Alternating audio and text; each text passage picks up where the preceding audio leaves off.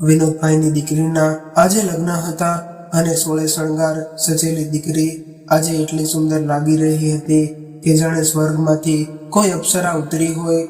બધા જ લોકોની નજર પ્રિયા પર હતી, પરંતુ દીકરીની આંખોમાં ઉદાસી હતી.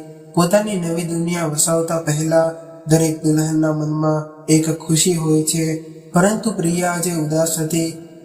બધા જ સગા સંબંધીઓ એને મળવા આવતા અને એને સુંદરતાની પ્રશંસા કરીને એવું કહેતા કે પ્રિયા તો આજે સ્વર્ગની અપ્સરા જેવી લાગી રહી છે.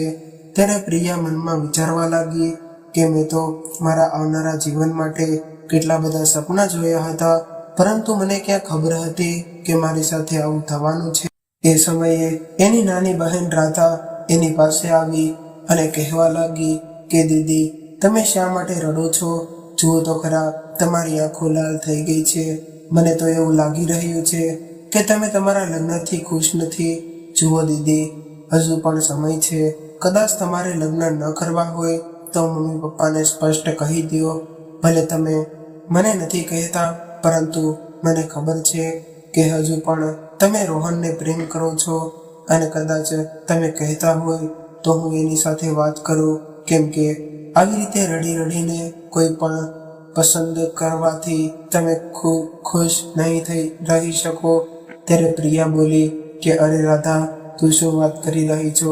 કદાચ મારે લગ્ન માટે ના પાડવી હોય તો હું આજના દિવસની શા માટે રાહ જોઈ રહી હોય? જે માતા પિતાએ આપણને જન્મ આપ્યો, ભણાવ્યા ગણાવ્યા અને સમાજમાં માથું ઊંચું કરીને ચાલતા શીખવાડ્યા, એટલા સમક્ષ બનાવ્યા, એની વિરુદ્ધ જઈને હું મારા નવા જીવનની શરૂઆત કેવી રીતે કરી શકું? એટલે તું મારી ચિંતા ન કર, કેમ કે આપણા માતા પિતાએ હંમેશા સમજી વિચારીને જ મારો સંબંધ કર્યો હશે. પ્રિયાએ આવું બધું કહ્યું એટલે રાધા મોઢું બગાડીને કહેવા લાગી કે દીદી, તમે જરાક તો વિચાર કરો. જે છોકરા સાથે તમે લગ્ન કરવા જઈ રહ્યા છો એ છોકરા સાથે તમારી અત્યાર સુધીમાં ફક્ત એકાદ વાર વાત થઈ હશે, અને તમે તો એના વિશે પણ કશું જાણતા પણ નથી. અને આમ પણ એ છોકરો મને કંકાસ નથી લાગતો, જેવી રીતે એ લોકોએ ડિમાન્ડ પૂરી કરી છે. રાધા હજુ આગળ કંઈ બોલી એ પહેલા જ રૂમનો દરવાજો ખુલ્યો અને પ્રિયાની મમ્મી રૂમમાં આવીને કહેવા લાગ્યા કે અરે રાધા, તું અહીંયા બેઠી છો? હું તો તને ક્યારની શોધી રહી હતી. લે આ ચાવી લે અને જલ્દીથી સ્ટોર રૂમમાં મૂકેલી મીઠાઈના ડબ્બા લઈ આવ. ત્યારે રાધા ઊભી થઈ અને મીઠાઈના ડબ્બા લેવા ગઈ, પરંતુ એ મનમાં વિચારી રહી હતી કે મારા પપ્પાએ તો એવું કહ્યું હતું કે છોકરાવાળા દહેજ લીધા વગર લગ્ન કરવા માંગે છે, તો પછી છોકરાવાળાએ આખરે એવી કઈ ડિમાન્ડ મૂકી હશે. આવું વિચારતા વિચારતા રાધા પછી વળે અને એના મમ્મીને પૂછવા લાગી કે મમ્મી, મારે મારા પપ્પાને મળવું છે, એ ક્યાં છે? એટલે મમ્મી કહેવા લાગ્યા કે બેટા, તું તો જાણે છે કે તારા પપ્પા લગ્નના કામમાં કેટલા બધા વ્યસ્ત છે, એટલે તું પહેલા મીઠાઈના ડબ્બા લઈ આવ. આટલું કહીને એના મમ્મી પણ બહાર જતા રહ્યા, પરંતુ પ્રિયાના મનમાં તોફાન ચાલી રહ્યું હતું, કેમ કે એણે આ લગ્ન કરવા માટે ઘણું બધું બલિદાન આપ્યું હતું અને એણે રોહનને ભૂલાવવા માટે ખૂબ જ કોશિશ કરી અને ખુદને તૈયાર કરી હતી. રોહન એક મધ્યમ વર્ગના પરિવારનો અને ખૂબ જ સમજદાર છોકરો હતો. રોહન અને પ્રિયાની પહેલી મુલાકાત ત્યારે થઈ હતી જ્યારે LLBના અભ્યાસ માટે એ કોલેજમાં ભણતી હતી. કોલેજનો પહેલો દિવસ હતો અને પ્રિયા પોતાની સ્કૂટી પાર્ક કરીને બહાર આવી. એ સમયે એ સિનિયર વિદ્યાર્થી એને રોકીને પરેશાન કરી રહ્યો હતો. ત્યારે એકલી ઉભેલી પ્રિયાને આંખોમાં આંસુ આવી ગયા. એને કંઈ સમજાતું ન હતું કે હવે હું શું કરવું. ત્યારે રોહન ત્યાં આવી ગયો અને એ વિદ્યાર્થીઓને કહેવા લાગ્યો કે અરે નાલાયક, જરાક તો શરમ કર. છોકરીઓની ઇજ્જત નથી કરી શકતો તો કમસે કમ એને હેરાન તો ન કર. તમે લોકો અહીંયા ભણવા આવ્યા છો કે પછી છોકરીઓને હેરાન કરવા? રોહને ગુસ્સામાં આવીને આવું કહ્યું. ત્યારે પેલા વિદ્યાર્થીઓએ એવું કહ્યું કે આ અમારી બાબત છે, એટલે તારે આમાં પડવાની કોઈ જરૂર નથી. ત્યારબાદ રોહને પેલા વિદ્યાર્થીઓને એક લાફો મારી દીધો અને પ્રિયાનો હાથ પકડીને ત્યાંથી લઈ ગયો. થોડા આગળ જઈને પ્રિયાએ રોહનને ધન્યવાદ કર્યા. આવી રીતે ધીરે ધીરે સમય વીતવા લાગ્યો અને પ્રિયા રોહનના સ્વભાવથી ખૂબ જ પ્રભાવિત થઈ ગઈ. રોહનના દિલમાં છોકરીઓ માટે ખૂબ જ સન્માનની ભાવના હતી અને એ વાત પ્રિયાને ખૂબ જ પસંદ આવી ગઈ. હવે થોડા સમયમાં જ રોહન અને પ્રિયા મિત્ર બની ગયા અને મિત્રતા ક્યારે પ્રેમમાં બદલાઈ ગઈ એને ખબર જ ન પડી. અહીંયા પ્રિયાના માતા પિતા એના લગ્ન માટે વિચારવા લાગ્યા હતા. ત્યારે પ્રિયાએ એના માતા પિતાને રોહન વિશે જણાવી દીધું, પરંતુ વિનોદભાઈને જ્યારે ખબર પડી કે એ રોહન એક અલગ જાતિનો છોકરો છે અને અમારી અલગ જાતિ છે, એટલે વિનોદભાઈએ આ સંબંધમાંથી ના પાડી દીધી. અને આ બાજુ રોહને પણ એના માતા પિતાને પ્રિયા વિશે જણાવ્યું અને એનો ફોટો બતાવ્યો. ત્યારે તેઓ પ્રિયાને પોતાના ઘરની વહુ બનાવવા માટે રાજી થઈ ગયા, પરંતુ અલગ અલગ જાતિના હોવાથી પ્રિયાના પપ્પા લગ્ન માટે તૈયાર ન હતા.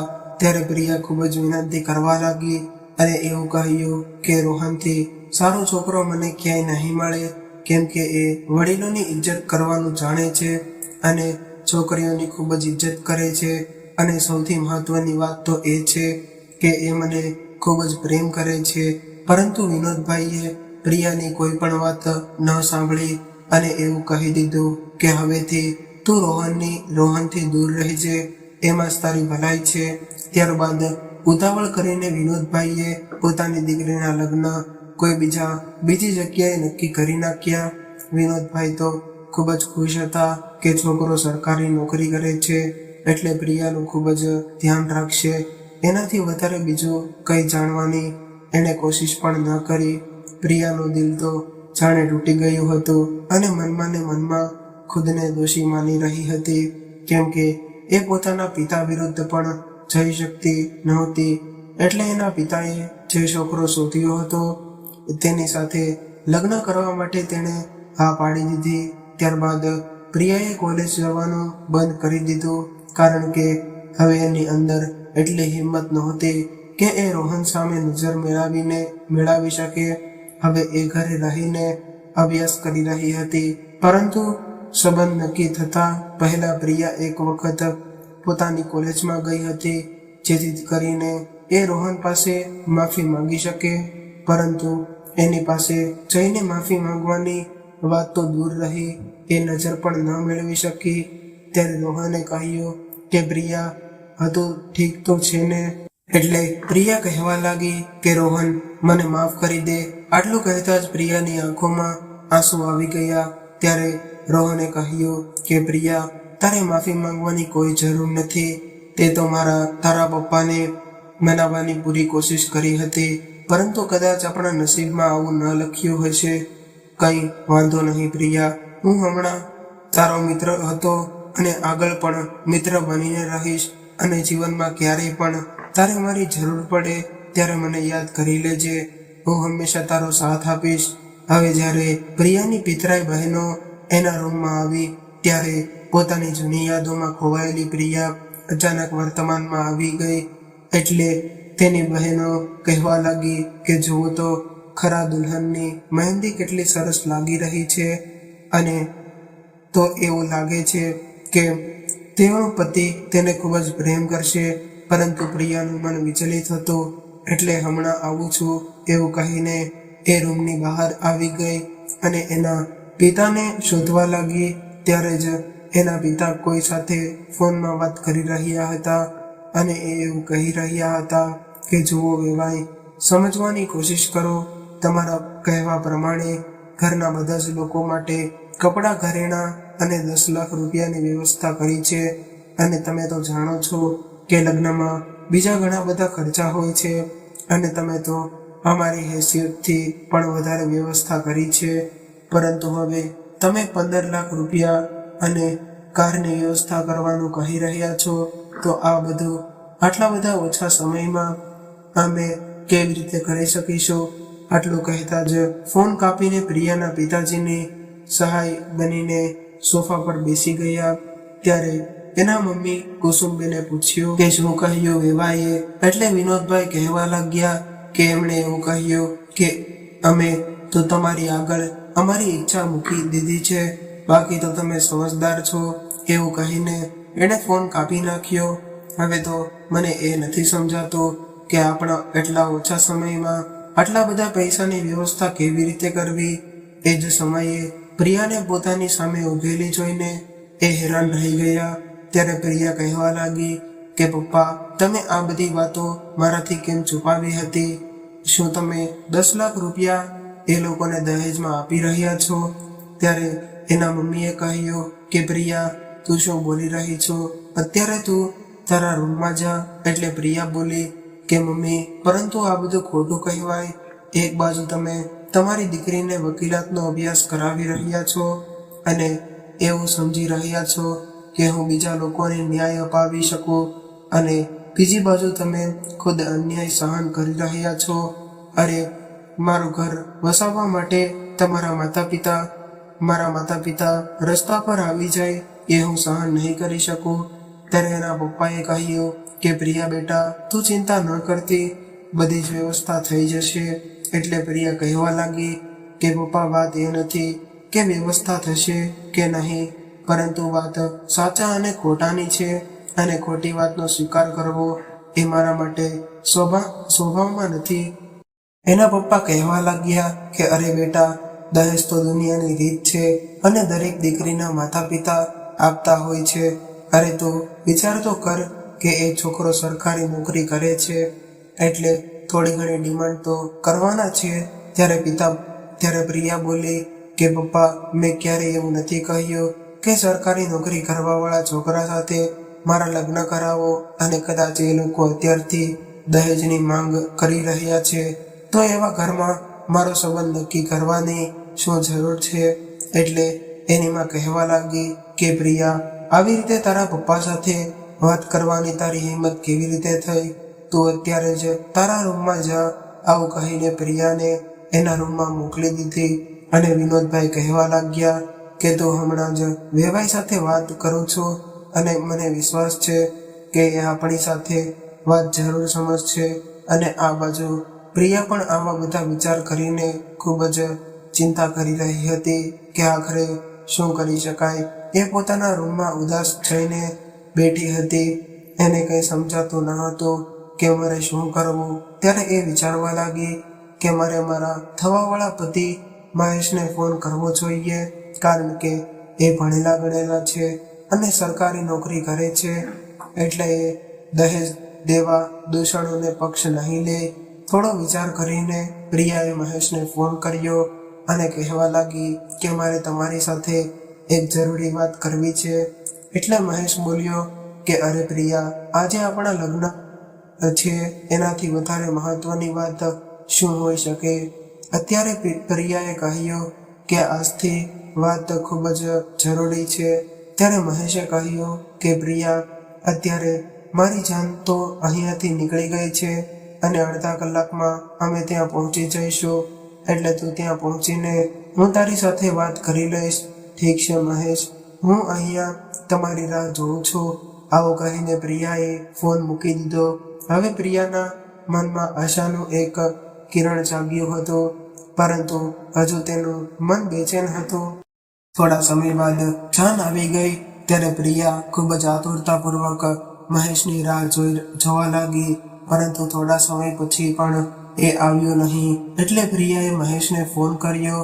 ત્યાં સુધીમાં તો રૂમનો દરવાજો ખુલ્યો અને મહેશ ગુસ્સો કરીને અંદર આવ્યો અને કહેવા લાગ્યો કે અરે પ્રિયા, એવો તો શું પહાડ તૂટી પડ્યો હતો કે તું આપણા લગ્ન સુધી પણ રાહ ન જોઈ શકી?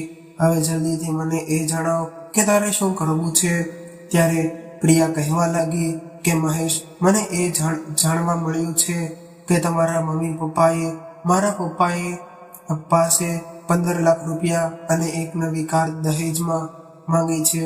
આટલું સાંભળીને મહેશ કહેવા લાગ્યો કે અરે પ્રિયા, આટલી વાતમાં તું પરેશાન થઈ રહી હતી, એમાં ગભરાવાની જેવી શું વાત છે? અત્યારના જમાનામાં તો આ બધું સામાન્ય છે. અત્યારે પ્રિયાએ હેરાનીથી પૂછ્યું કે મહેશ, શું તમને દહેજ લેવામાં કોઈ વાંધો નથી. ત્યારે મહેશ બોલ્યો કે મને શું વાંધો હોઈ શકે, આ બધી તો મોટા લોકોની વાતો છે.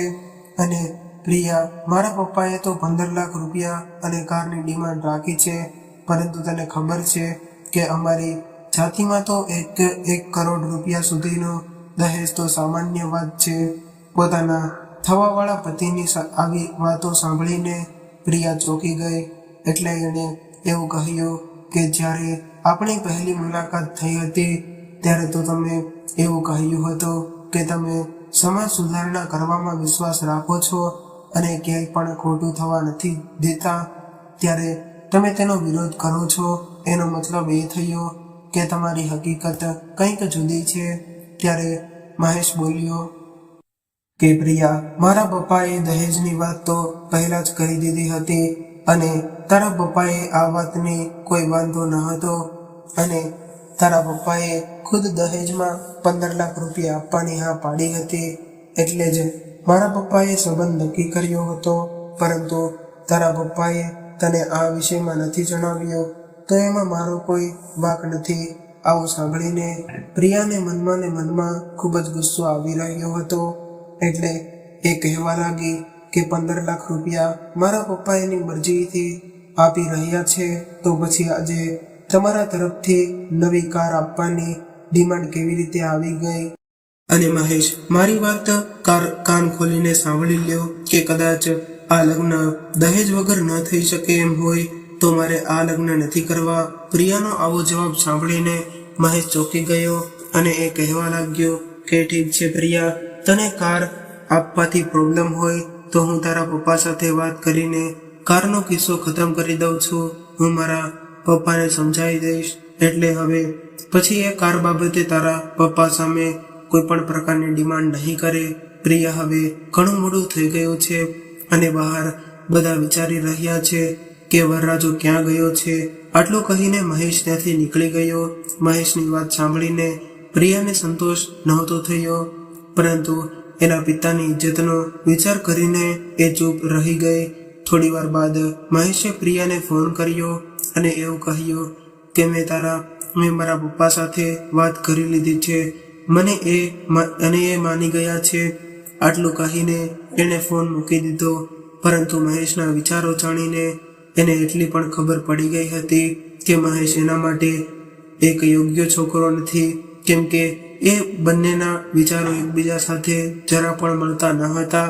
હવે બહાર પ્રિયાને વરમાળા માટે બોલાવી રહ્યા હતા. ત્યારે જ રાધા અંદર આવીને કહેવા લાગી કે દીદી, તમે આ લગ્ન પપ્પાના કહેવાથી કરી રહ્યા છો, કારણ કે પપ્પાએ એવું લાગે છે કે આ લગ્ન બાદ તમે ખૂબ જ ખુશ રહેશો, પરંતુ હકીકત પણ તમે જાણો છો. ત્યારે પ્રિયા બોલી કે રાધા, આખરે તું શું કહેવા માંગે છે?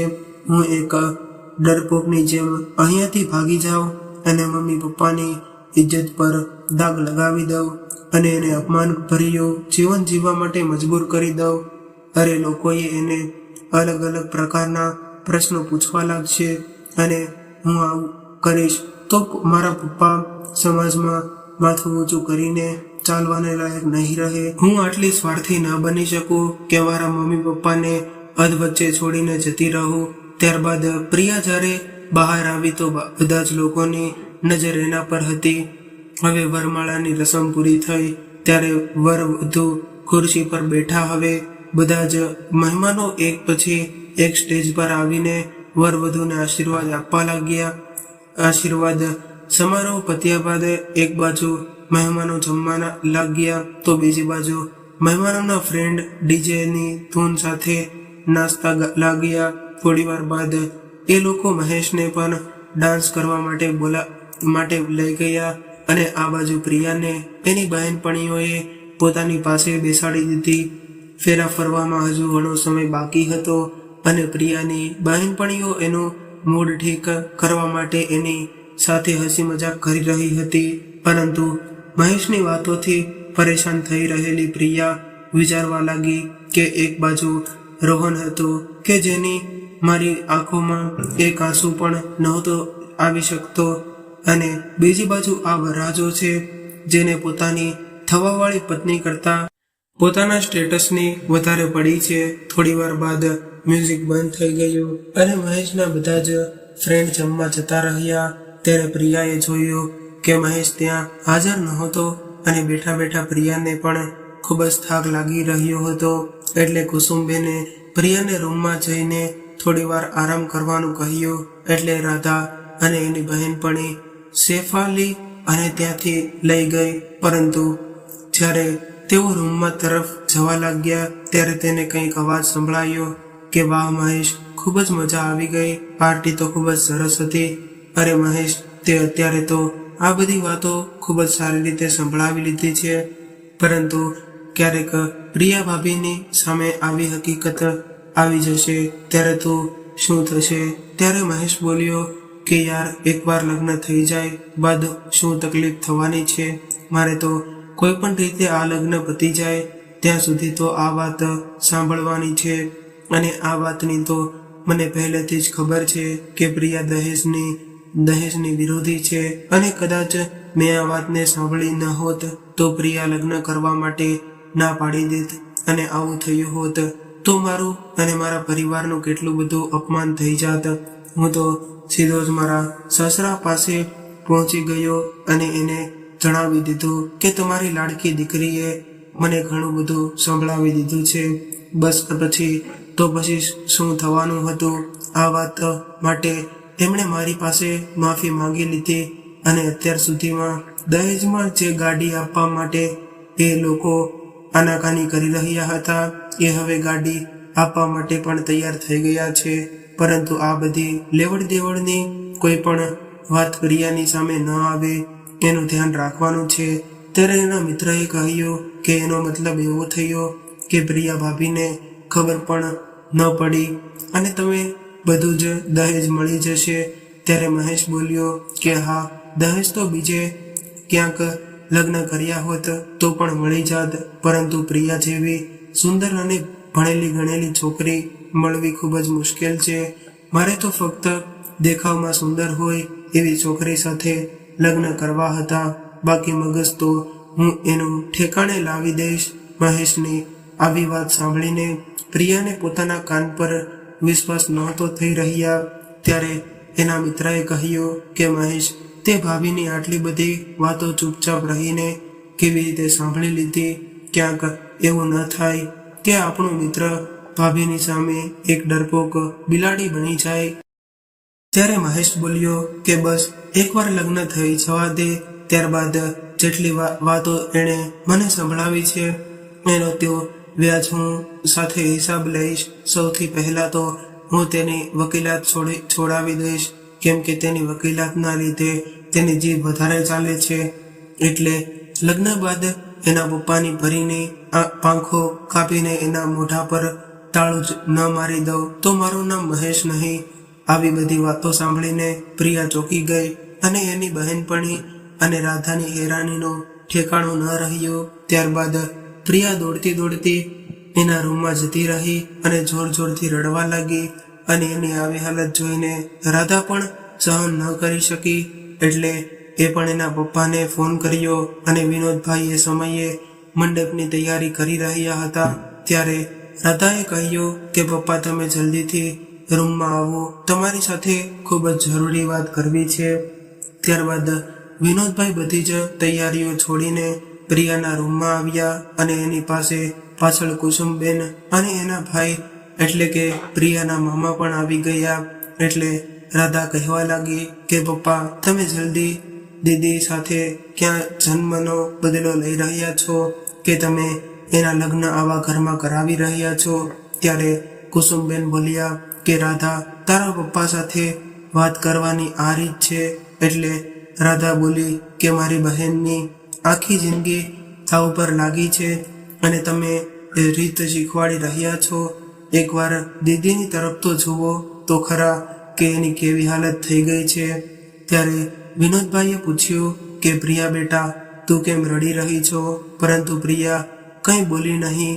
એટલે વિનોદભાઈ કહેવા લાગ્યા કે મહેશ એક ખૂબ જ સારો છોકરો છે અને તે તને ખૂબ જ ખુશ રાખશે, એટલે તું ચિંતા ન કરતી. ત્યારે એની માં બોલી કે દીકરી સરકારી નોકરીવાળા છોકરાઓ તો ખૂબ જ નસીબદાર હોય છે, એને જ મળે છે. આટલું સાંભળતા જ પ્રિયા બોલી ઉઠી કે આવા છોકરા નસીબથી નથી મળતા, પરંતુ પૈસાથી મળે છે. અને એના માતા પિતા એની બોલી લગાવે છે. પરંતુ પપ્પા, તમે મારી વાત સમજવાની કોશિશ કરો કે જે વસ્તુ વગર માગ્યે આપવામાં આવે છે એને ભેટ કહેવાય છે, અને સામેથી માંગીને લેવામાં આવે છે તેને ભીખ કહેવાય છે. અને માંગવાવાળા ભિખારીના ઘરમાં તમે તમારી દીકરીને મોકલી રહ્યા છો. ત્યારે પ્રિયાના મામાએ કહ્યું કે પ્રિયા બેટા, તારી વાત સાચી છે, પરંતુ ઘર આંગણે આવેલી જાન પાછી થશે તો તારા મમ્મી પપ્પાની શું ઇજ્જત રહેશે? ત્યારે પ્રિયાએ એના મમ્મી પપ્પા સામે જોયું તો બંનેના ચહેરા પર ડરના ભાવ હતા, પરંતુ એ બંને કશું બોલ્યા નહીં. એટલે પ્રિયાએ કહ્યું કે ઠીક છે, મારા મમ્મી પપ્પાની ઇજ્જત માટે આજે હું મારી ખુશીનું બલિદાન આપી દઈશ, પરંતુ હવે મને થોડા સમય માટે એકાંતમાં રહેવા દો. ત્યારબાદ બધા જ લોકો બરાબર આવી ગયા અને પ્રિયા જોર જોરથી રડવા લાગી. આજે એના પોતાના માતા પિતાએ, જે એને જીવથી પણ વધારે પ્રેમ કરતા હતા, તેઓ પણ એની વાત સમજવા નહોતા માંગતા.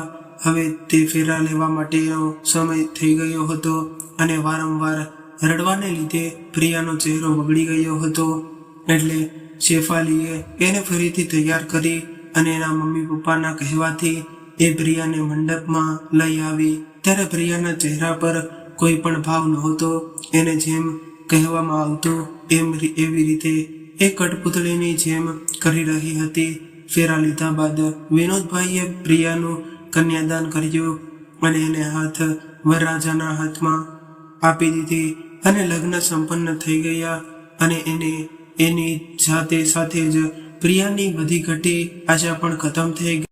પરંતુ જ્યારે વિદાયનો સમય થયો ત્યારે મહેશના પિતાએ એવું કહ્યું કે તમારી દીકરીની વિદાય કરવાની એટલી બધી શું ઉતાવળ છે? પહેલા દહેજનો સામાન તો જોઈ લઈએ. ત્યારે વિનોદભાઈ કહેવા લાગ્યા કે વેવાય, આ બધી વાતો આપણે પછી પણ કરી શકીએ છીએ.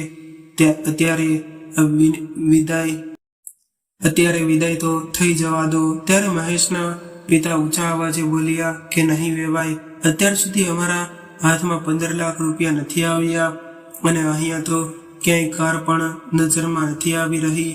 એટલે આ સમયે તમારી દીકરીની વિદાય તો નો સવાલ જ નથી આવતો.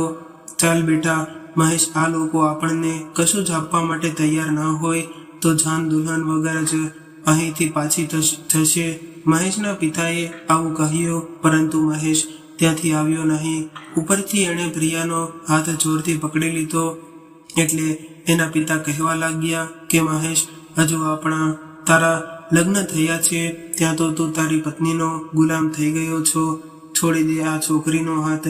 જ્યાં સુધી આ છોકરીને આપણે આપણા ઘરે નહીં લઈ જઈએ. એના પિતાએ કડકાઈથી આવું કહ્યું. ત્યારે પ્રિયાના મામા બોલ્યા કે હા વેવાય, મહેશ તમારી સાથે જરૂર આવશે. આવું કહીને એ અંદર ગયા અને મહેશને પોતાની સાથે લઈ ગયા. મહેશને જોઈને બધા જ લોકો ચોંકી ગયા, કેમ કે બધા જ લોકોની સામે મહેશ અંડરવેર અને બનિયાનમાં ઊભો હતો. આ બધું જોઈને પ્રિયા હેરાન રહી ગઈ અને વિચારવા લાગી કે મહેશ તો મારી સામે છે, તો પછી મારા લગ્ન કોની સાથે થયા છે? આવું વિચારીને પ્રિયાએ વરરાજાનો ચહેરો ઉઠાડીને જોયું તો એની આંખો પહોળી થઈ ગઈ. એને વિશ્વાસ નહોતો થઈ રહ્યો કે આ હકીકત છે કે સ્વપ્ન છે, કારણ કે એની સામે બીજું કોઈ નહીં પરંતુ રોહન ઊભો હતો. આ બધું જોઈને મહેશના પિતા ગુસ્સાથી લાલચોળ થઈ ગયા. ત્યારે મહેશ કહેવા લાગ્યો કે પપ્પા, આપણી સાથે દગો થયો છે. હું તો વોશરૂમમાં ગયો હતો, પરંતુ કોઈએ મને બેભાન કરી દીધો અને જ્યારે મને હોશ આવ્યો ત્યારે હું સ્ટોર રૂમમાં બંધ હતો. અત્યારે મહેશના પિતા કહેવા લાગ્યા કે આ બધું શું છે વિનોદભાઈ? એટલે વિનોદભાઈએ પોતાની દીકરી રાધાને બોલાવી અને કહેવા લાગ્યા કે રાધા, જરા પેલું રેકોર્ડિંગ ચાલુ કરતો, એટલે બધા જ લોકોને ખબર પડે કે એના સુપુત્રના વિચારો કેવા છે. ત્યારે રાધાએ રેકોર્ડિંગ ચાલુ કર્યો અને ત્યાં ઉભેલા બધા જ લોકોએ મહેશ અને તેના મિત્રો સાથે થયેલી વાતો સાંભળી લીધી એટલે બધા જ લોકો હેરાન રહી ગયા અને આ બાજુ રેકોર્ડિંગ સાંભળીને મહેશ અને તેના મમ્મી પપ્પાએ તો કાપો તો લોહી પણ ન નીકળે તેવી હાલત થઈ ગઈ, કેમ કે મહેશ જ્યારે આ બધું બોલી રહ્યો હતો ત્યારે રાધાએ એના ફોનમાં રેકોર્ડિંગ ચાલુ કરી દીધું હતું. આવી રીતે રાધાએ સમજદારીપૂર્વક પોતાના ફોનમાં રેકોર્ડિંગ કરીને પોતાની બહેનનું જીવન બરબાદ થવાથી બચાવી લીધું. તો મિત્રો, આજની સ્ટોરી તમને કેવી લાગી કોમેન્ટ કરીને જરૂરથી જણાવજો અને પસંદ આવી હોય તો વિડીયોને લાઈક, શેર અને નવા હોય તો ચેનલને જરૂરથી સબસ્ક્રાઇબ કરજો. હર હર મહાદેવ.